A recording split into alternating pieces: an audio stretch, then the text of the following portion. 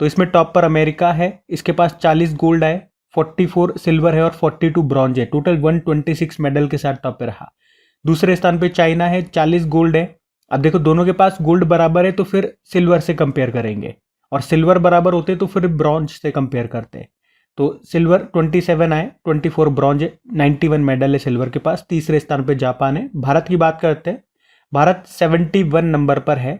आपको पता है एक भी गोल्ड नहीं आया, एक सिल्वर आए जो कि नीरज चोपड़ा लेकर के आए थे, और 5 ब्रॉन्ज इस बार, यानी कि टोटल 6 मेडल हमारे पास है। हम 71 नंबर पे यहाँ पे हमें रैंकिंग मिली है। अब जैसा कि मैंने आपको कहा, अगर आप रेगुलर स्टूडेंट्स हो तो ये जो अब मैं शीट आपको रिवाइज कराऊंगा ये आपको रट चुकी होगी, आपको लगेगा आप क्यों करवा रहे हो। तो आपको तो मैं रटा चुका हूं, लेकिन आप में से कुछ स्टूडेंट्स हमारे इस वीडियो को पहली बार देख रहे होंगे, तो उनके लिए मुझे करवाना पड़ेगा, क्योंकि कल ओलंपिक खत्म हुए हैं। तो आज मेरी ड्यूटी बनती है कि सारे पॉइंट्स एक बार मैं आपको रिवाइज करवा दूं। तो देखो फिर, पेरिस ओलंपिक समर ओलंपिक थे, पेरिस फ्रांस में हुए। 33rd नंबर का एडिशन था, 26 जुलाई को शुरू हुए थे, 11 अगस्त तक चले। मैस्कॉट शुभंकर क्या था? ओलंपिक फ्रीज, ये फ्रांस की पारंपरिक टोपी है। भारतीय मशाल वाहक रहे थे अभिनव बिंद्रा, शूटिंग से इनका संबंध है। भारतीय टीम को स्पॉन्सर किया अदानी ग्रुप ने। उद्घाटन समारोह ओपनिंग सेरेमनी में ध्वजवाहक फ्लैग बियरर 2 जने थे, शरद कमल और पीवी सिंधु। शरद कमल टेबल टेनिस प्लेयर है, पीवी सिंधु बैडमिंटन प्लेयर है। समापन समारोह क्लोजिंग सेरेमनी में कौन थे फ्लैग बियरर? 2 जने थे, मनु भाकर और पीआर श्रीजेश। मनु भाकर शूटर है और पीआर श्रीजेश का संबंध हॉकी से है। शेफ डे मिशन की बात करेंगे, गगन नारंग बनाए गए। और पेरिस ओलंपिक समिति में जूरी सदस्य बनने वाली पहली भारतीय महिला बनी थी बिल्किस मीर। इस बार के पेरिस ओलंपिक में 4 नए गेम कौन कौन से शामिल किए गए थे? ब्रेकिंग, स्केटबोर्डिंग, स्पोर्ट क्लाइंबिंग और सर्फिंग। अगले वाले जो 4 साल बाद समर ओलंपिक वो लॉस एंजल्स अमेरिका में होंगे।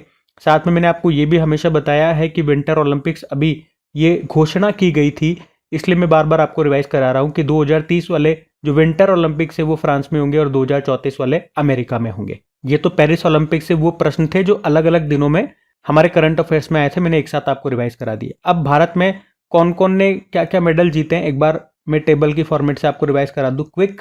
तो देखो, पेरिस ओलंपिक में सबसे पहले भारत के लिए मेडल लेकर के आई थी मनु भाकर। महिलाओं के 10 मीटर एयर पिस्टल में शूटर हैं, ब्रॉन्ज मेडल लेकर के आई थी। और इनसे एक इंपॉर्टेंट प्रश्न बन गया कि शूटिंग में ओलंपिक में मेडल लाने वाली ये पहली महिला बन गई हैं। और इसके बाद दूसरा मेडल भी ये लेकर के आई थी, लेकिन मिक्स्ड इवेंट में।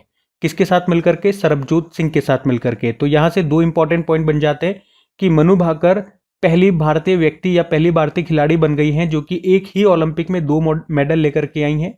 उसके अलावा ओलंपिक में शूटिंग में ये पहला मौका था जब मिक्स्ड इवेंट में हमारे पास कोई मेडल आया। कौन सा मेडल है? ब्रॉन्ज है। उसके अलावा यहाँ पे तीसरा मेडल भी शूटिंग से आया था, स्वप्निल कुसाले लेकर के आए थे, महाराष्ट्र से बिलोंग करते हैं, पुरुषों की 50 मीटर राइफल 3 पोजीशन इवेंट में। उसके बाद चौथा मेडल भारतीय पुरुष हॉकी टीम लेकर के आई थी। ये जरूर याद रखना, इन्होंने किसको हराया था? स्पेन को हराया था, ब्रॉन्ज लेकर के आई थी।